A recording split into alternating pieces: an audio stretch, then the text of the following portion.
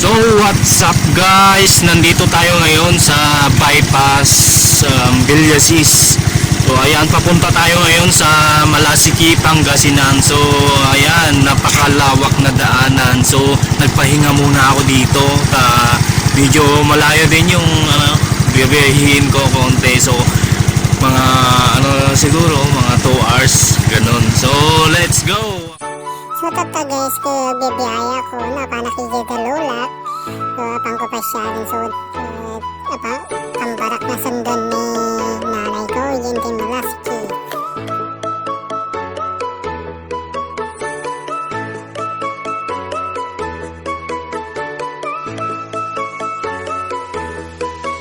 So dito yung garo din nga nagnan, hindi Villasis bypass. So nabibit yung dito, nagpamalasigi ka. Mag-shortcut ka, kasaglag taras ka, dito ka lang magna. Tapos umikot ka lang igay, tapos